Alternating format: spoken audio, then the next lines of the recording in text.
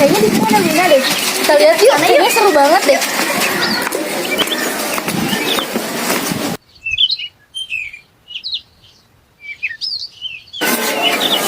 Keren banget ini. Parah.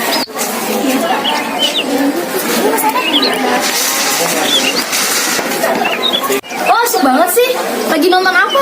Ini loh video kemarin yang waktu kita wisata literasi yang ke Gua Pawon itu. Iya sih. Parah. Nih, semoga kita Waktu bisa kesini ingat lagi. gak sih waktu kita yang naik guanya itu? Iya. Gila. Gila, terus keren banget ya kan? Iya, parah. Lihat tuh, lihat tuh. Yuk yuk, nih boleh nih kita nonton bareng nih.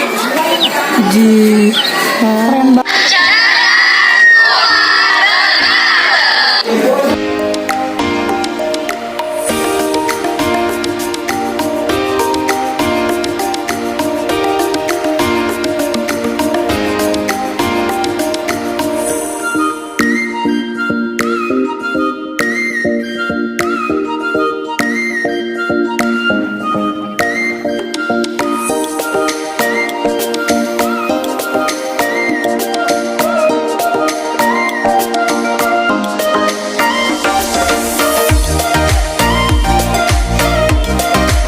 Pada hari Rabu, 7 Februari 2023, SMP Negeri 4 Ngampra mengadakan wisata literasi ke salah satu objek wisata yang berada di Kabupaten Bandung Barat.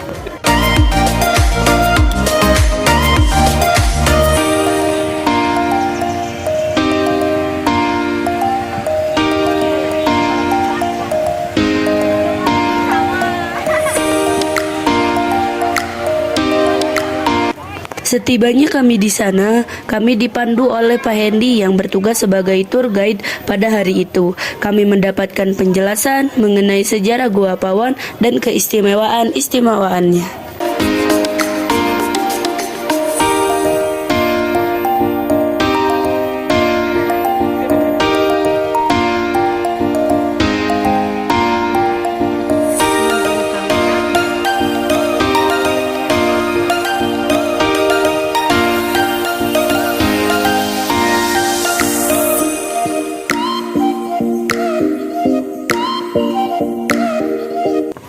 Di sana, saya berkesempatan mewawancarai beliau.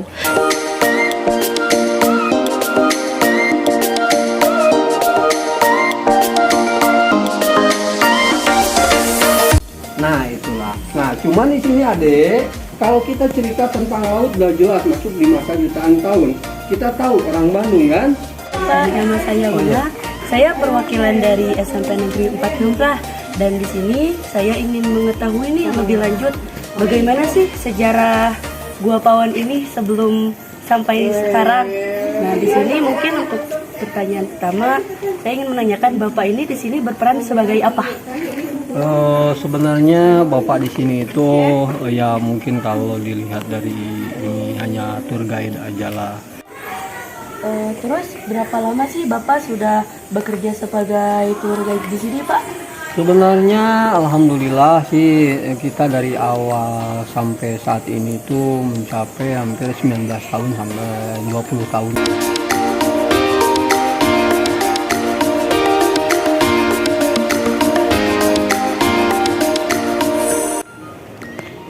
Nah, mengenai Gua Pawon ini, kenapa sih gua ini disebut Gua Pawon? Nah, jadi di sini adek, kita melihat adanya gua ini sebagai rumah dari manusia prasejarah. Jadi tadi ada pertanyaan kenapa di sini dinamakan Gua Pawon. Itu kan Pawon itu salah satu dapur. Jadi di sini ada kaitan sama kehidupan manusia prasejarah. Jadi banyak ditemukan perkakas. Nah, itu adek. Nah, kebetulan kita juga alhamdulillah di sini kita kan melihat dari rumah manusia prasejarah ini ada 3 jendela. Tadi kita pas awal masuk sampai sini dihitung ada 3. Nah ini yang terakhir. Nah jadi ini salah satunya jendela. Nah bagian depan rumah dari manusia prasejarah. Bapak juga menjelaskan bahwa di sini itu ditemukan ada fosil-fosil manusia. Nah gimana sih kok bisa fosil-fosil itu ketemu? Nah jadi di sini adek. Adanya banyaknya para pengunjung termasuk para ilmuwan lah. Ya, di sini ada orang yang sangat berjasa Jadi sebelum Balai Arkeologi Jawa Barat ada salah satu atau seseorang yang bernama Pak almarhum Pak Budi Bramantio. Jadi awal terungkapnya ditemukan manusia prasejarah itu tadi kita melihat ada serumbung asap sarang kelelawar yang tembus itu kan. Nah awalnya di tahun 1990-an almarhum pernah singgah ke Gua Pawon dan melakukan ekskavasi kecil-kecilan, juga di situ menemukan tulang. Nah di situ memutuskan untuk menggali 6 buset inti di mana di tempat manusia prasejarah ditemukan. Nah makanya di kedalaman atau di awal 2003 itu baru ditemukan ada 4 rangka manusia dari Balai Arkeologi Jawa Barat itu bersama Dr. Lutfi itu ada. Nah, saya lihat di sini kan batu-batunya itu berwarna-warni ya Pak. Apa ada arti khusus gitu dari warna-warna tersebut? Nah, jadi ini kebetulan. Nah, kalau kita melihat dengan adanya sejarah, jadi sejarah kenapa sejarah itu dibilang mahal gitu kan? Jadi sejarah itu ada keterbatasan nilai. Nah, kita melihat ada varian warna di kulit batu. Jadi kita melihat kenapa sih orang luar sana, orang luar negeri maksudnya gitu kan, datang singgah ke tempat kita, dia menghormati dan menghargai. Jadi di situ kalau kita bercerita yang sangat jauh, di masa yang sangat jauh, jadi kulit-kulit batu yang ada varian warna itu salah satu warna yang istimewa. Berarti nampak yang mahanya itu ada secara alami. Nah, jadi di sini udah jelas kita melihat adanya struktur batu. Di situ banyak lubang atau rongga itu kan.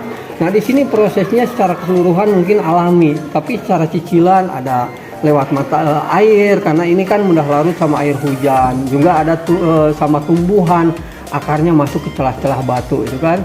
Nah, itulah. Cuman di sini Ade yang Bapak sayangkan di sini kan ada tulisan atau coretan. Ini salah satu vandalisme. Nah, Bapak juga titip pesan ke adik-adik yang ada di luar sana, terutamanya kalau melihat adik kecil yang sedang menulis di kulit batu, alangkah indahnya lah untuk kasih inilah. Jadi supaya si anak itu bisa lebih memahami.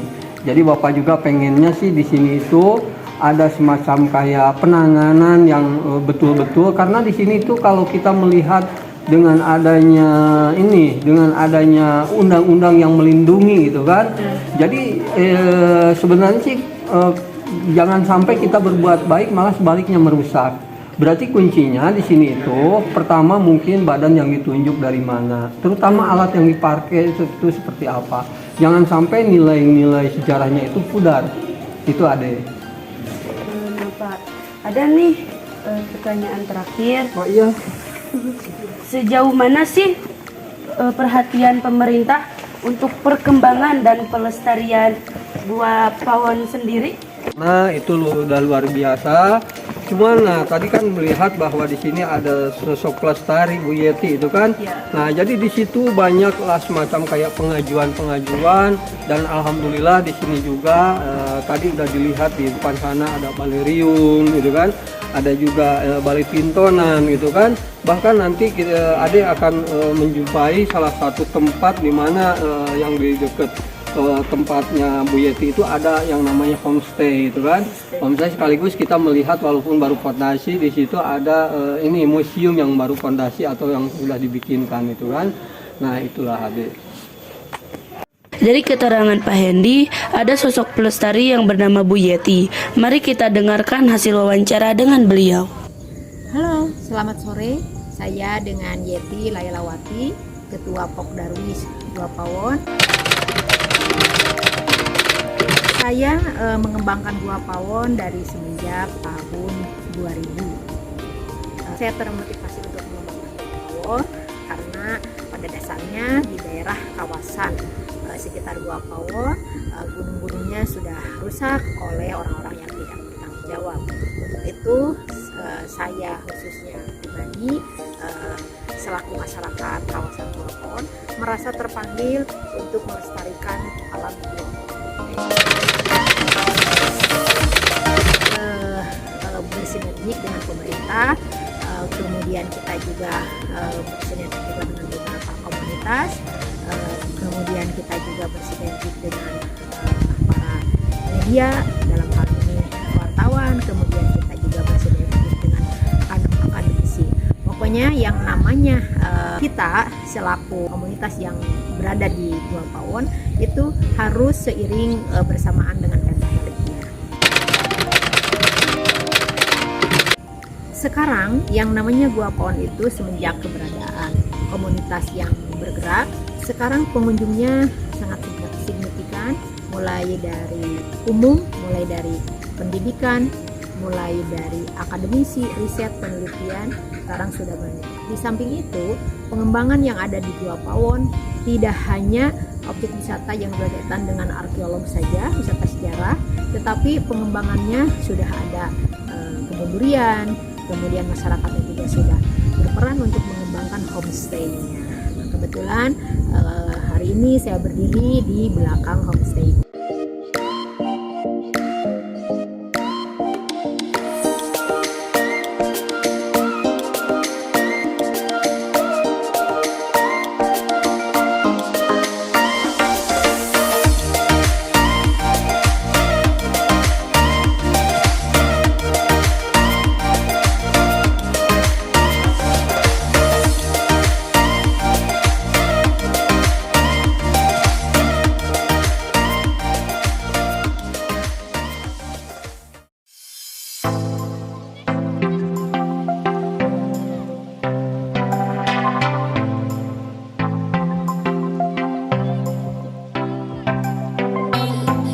Seru ya, semoga kita bisa kesini lagi nggak sih? Iya dong, Seru banget kita pas kesini, banget, banyak pengetahuan yang Ya, bisa kita ambil ya kan? Iya pasti itu pasti. Ya, apalagi kita tuh dapat si guide tournya tuh kayak baik banget gak sih? Baik banget. Keren banget parah.